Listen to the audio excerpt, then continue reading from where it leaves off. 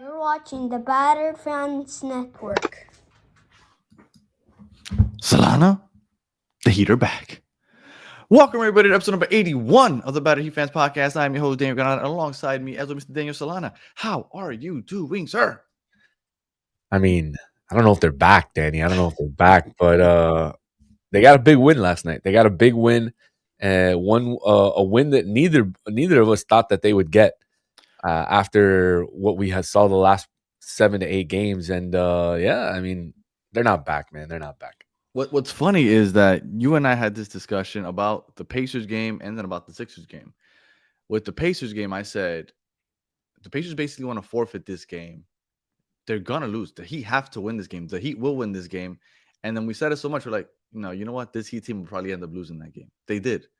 And then with the Sixers game, we were like, this team looks horrible. They might lose to the Sixers and the Celtics.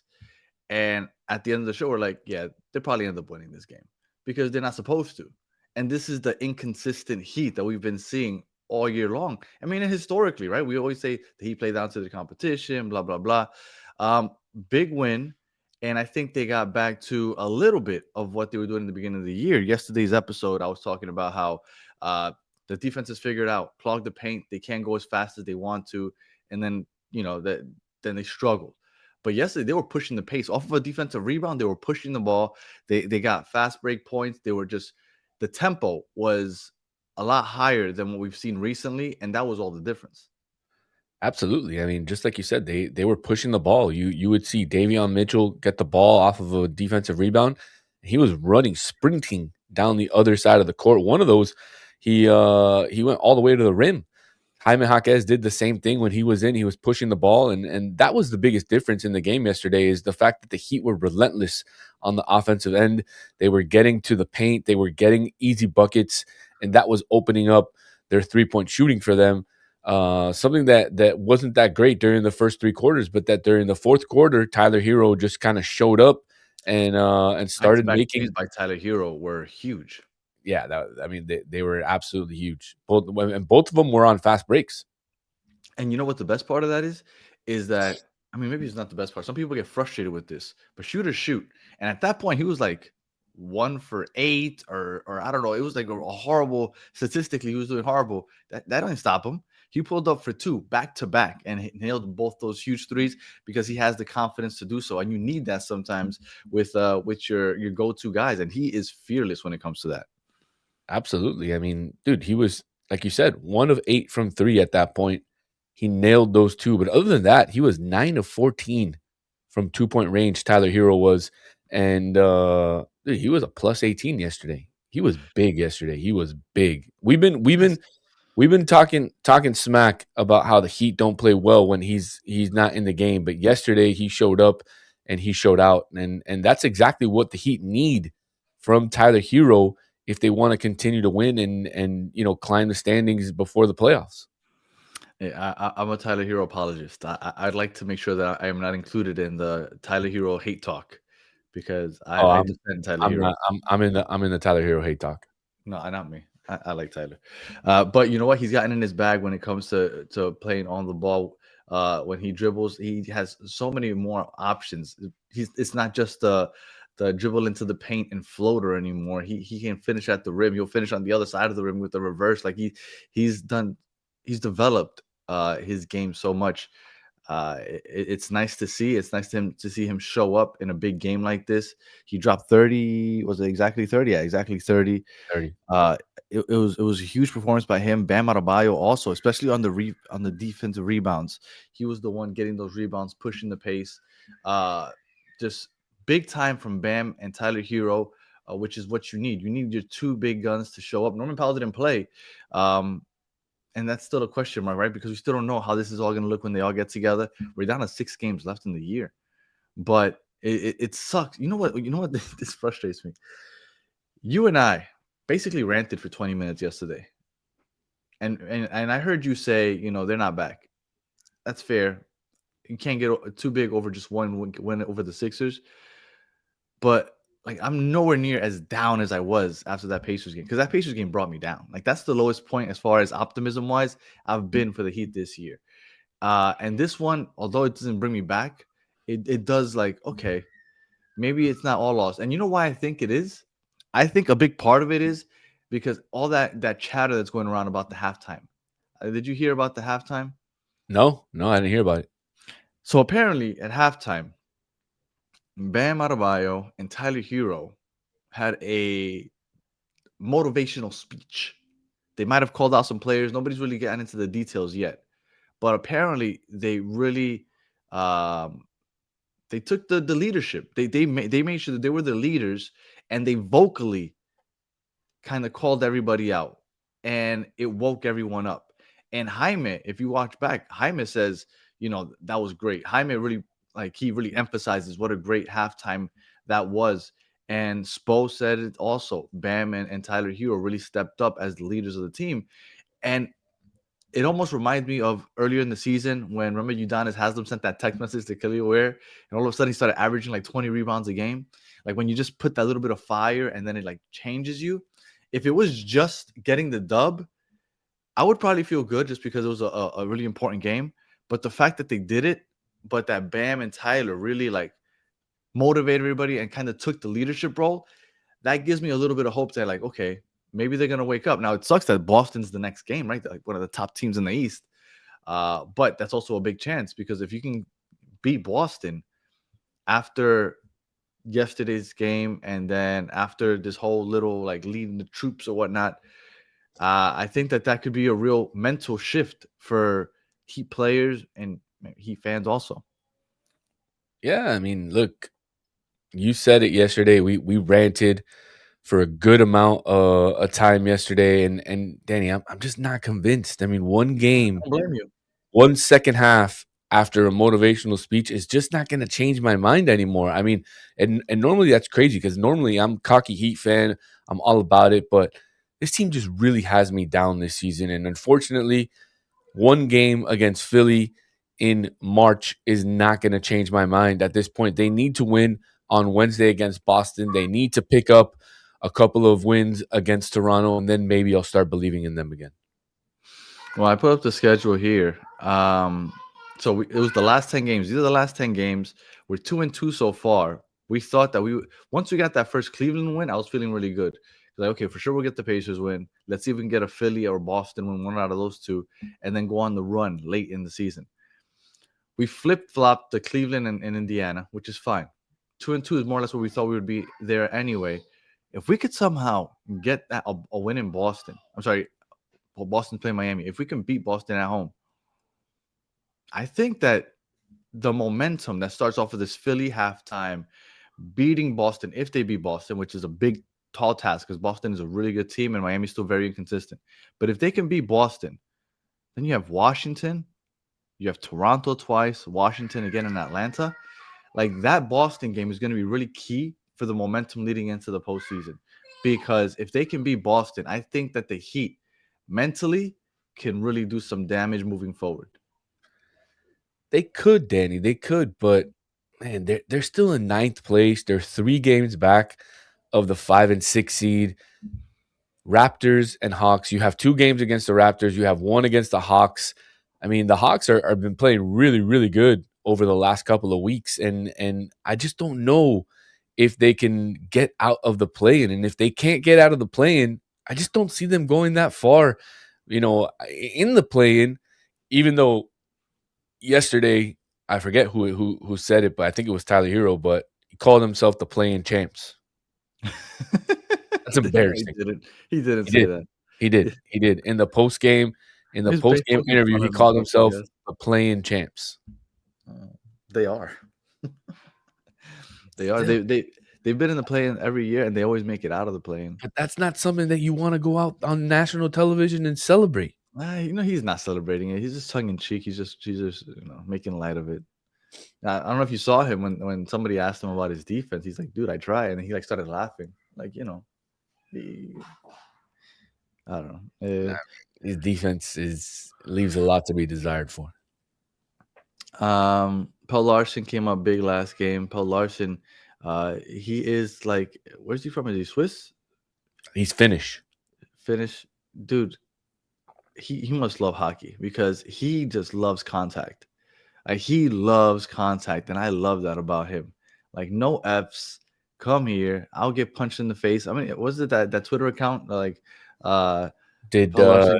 did Pill Larson get hit in the face? That's like it's really cool. I love Pelle Larson. He's one of those guys that you need on a good team. And then Norman Powell. Look, Norman Powell. I really like Norman Powell. He's most effective, I think, when he starts because he usually starts off pretty hot and then he cools off as the game goes on. Picks it up maybe again in the fourth quarter. I don't know what's gonna happen when he comes back, man, because Tyler Hero and Norman Powell on the court at the same time defending is brutal. I mean, this team has suffered defensively as it is. With both of them on at the same time, it's even worse. I don't know what we're gonna do when Norman Powell comes back, and I don't even know why he's out. What is it that he has? What's going on with him? He has a lower back issue, lower back Oh, spasm. that lingers. Believe me, I know. I suffer from that crap too. Man, Um, you're young, bro. You suffer from that? yeah. Since I was 30, when I turned 30, like a month or two into me being 30, I was doing deadlifts. Man, then I don't know if I went too heavy or just poor form or something. But I remember I pinched my sciatic nerve, and once that shit went once, that shit just flares up randomly. Like after that first time, it just flares up once or twice a year. So it's rough. So yeah, and then when it flares up, dude, it's so painful. You've never pinched your sciatic nerve, No, never. Thank God. dude. Moving, and I'm not exaggerating. I am dead ass when I tell you, moving a centimeter is excruciating pain. Like just moving a little bit, it's the worst pain ever because your lower back, with every movement, you feel it in your lower back, and you don't realize it until that happens to you. So I'm sure that he has the good stuff because as soon as they injected me, I felt much better. So I'm sure he's not suffering as much as I usually do, but it is a lingering pain.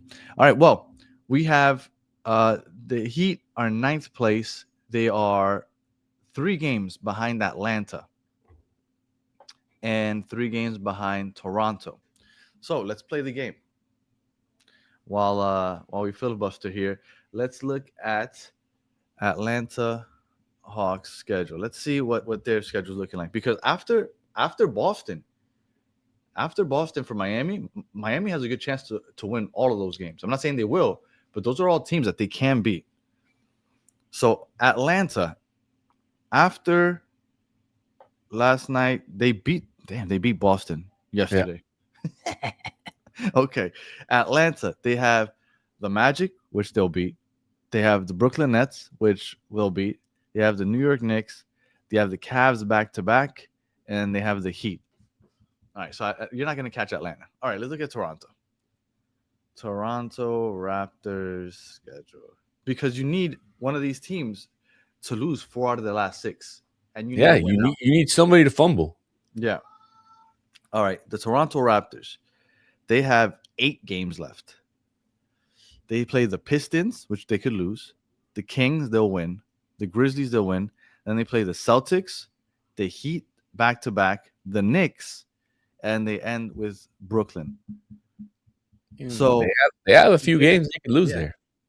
Toronto is that team that you want to focus in on that you could possibly catch. And obviously you need the Sixers and the Magic to also stumble. But Yeah, but you got to win out, Danny. You think this team is going to win out?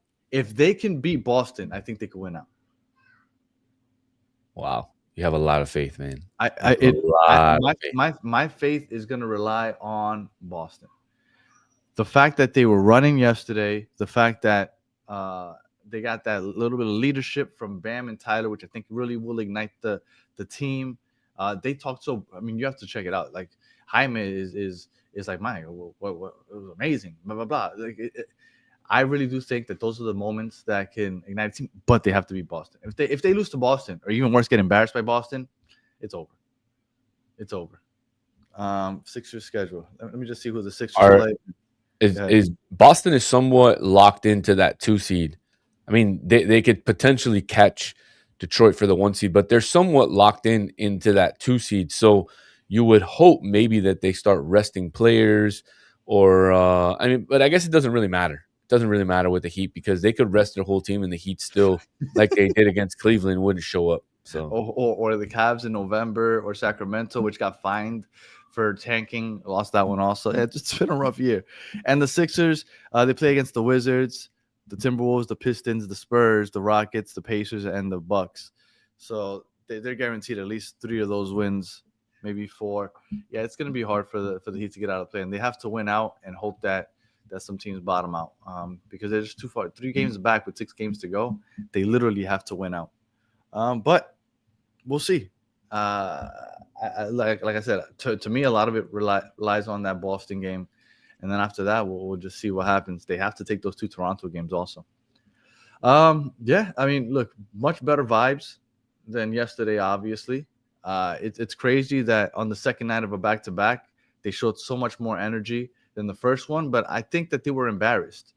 I think losing to the Pacers was embarrassing, and that's why they came out with so much energy yesterday. Yeah, I mean, it could have been that. It was embarrassing. They should be embarrassed. We ranted about them being embarrassed. They heard the show. Mm-hmm. They probably played the show at halftime. That's probably what happened. That was the halftime show. The rant. That's probably what happened. No doubt. Bam was like, "Look, I heard these 2 crazy dudes that they're just not happy with our play, and we're gonna play their rant." Mm-hmm. And it was that. I'm pretty sure. You know what? I think you might be right. I think you're onto something. All right, Solana, any final words?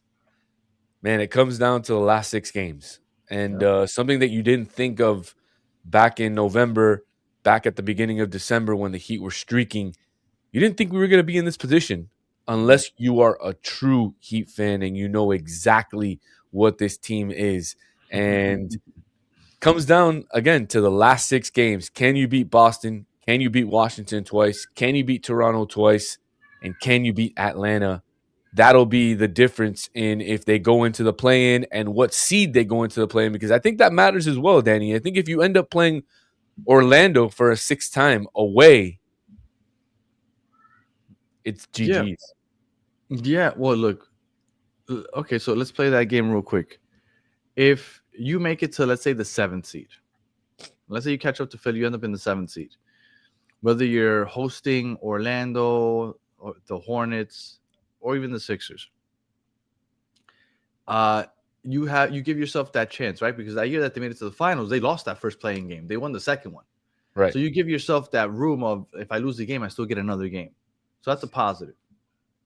But if you do make it to that 7th seed and you win that game, you're matched up against the Boston Celtics. If you don't win that one and you get the 8th seed, you end up against the Detroit Pistons. Either way, really, okay, either way, I feel like you're looking at a first-round exit. I don't think that he can beat the Celtics or the Pistons. Yeah, I think they can beat the Pistons without Cade Cunningham. Absolutely. How long is he out? All season. No way. Yeah, he has a collapsed lung. I thought that, but I didn't think that they had already said that he was out for the whole year. Yeah, pretty sure he's got a collapsed lung. How is he going to come back in 2 weeks? Okay, yeah, because you're talking about the playoffs, which start in 2 weeks. Okay, yeah, that's true. Wow, what a... I don't know. The Pistons, I still think it's a crappy position to be in, man. I really wanted to be in the top 6. And back in November, I thought that the last 6 games we'd be talking about, can we get home court advantage? Can we get the 4th seed? I didn't think that we'd be talking about the play-in, man. I really didn't. We're going to get home field advantage in the play. Home court advantage in the play-in, yeah, that's true. All right, if you're listening on audio, appreciate you listening to the end. Please leave 5 stars and a comment. If you're watching on YouTube, like and subscribe. And we will be back Thursday. That's right, because we play on Wednesday against the Celtics. So hopefully we can get that dub. And if we get that dub, then I'm going to be optimistic about the Heat again. So they're going to suck me right back in. So until the next one, have a good one.